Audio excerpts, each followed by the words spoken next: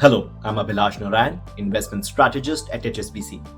Welcome to the latest edition of India Brief, where we discuss our house views about Indian equities and fixed income markets for 2026.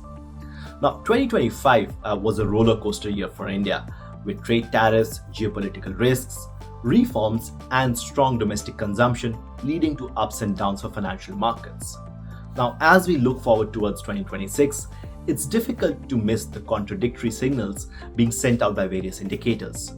While India's GDP growth continues to surprise on the upside, consumption remains strong, and inflation is at its lowest level in many years, INR has weakened to its lowest level versus the US dollar, export growth has slowed down over the past few months, and Indian equities have underperformed their regional peers by the widest margin in almost a decade.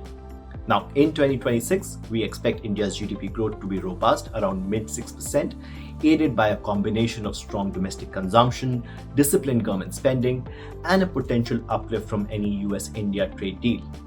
As far as monetary policy is concerned, we see limited room for RBI to cut rates further, but we do expect the central bank to provide sufficient liquidity and maintain a monetary policy which is supportive for growth. So, what does all of this mean for financial markets?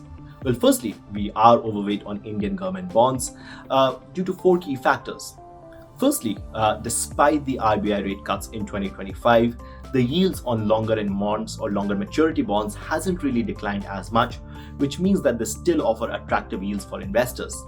Secondly, bonds continue to offer portfolio diversification benefits for investors given their low correlation with global bonds as well as Indian equities. Thirdly, the upcoming review of RBI's inflation targeting framework in March of 2026 could actually pave way for structurally lower bond yields, especially for the longer maturity bonds. And lastly, while we expect the net supply to be largely steady, we are looking for an uptick in investment flows from both domestic as well as international investors, leading to more favorable technicals. We are, however, neutral on Indian equities, as we think that the risk-reward is largely balanced due to a combination of opposing factors. On the more positive note, India's strong GDP growth, robust domestic investor inflows, our expectation of slight uptick in earnings growth, as well any potential US-India trade deal are supportive for Indian equities. However, elevated valuations, risk of earnings disappointment, and muted foreign investor flows due to limited exposure to AI theme continue to be headwinds for the market. Now, within Indian equities, we have a preference for large cap stocks despite their outperformance versus small and mid cap stocks in 2025, as we continue to view their valuations as being more reasonable and we view them as more defensive exposure for Indian equity markets.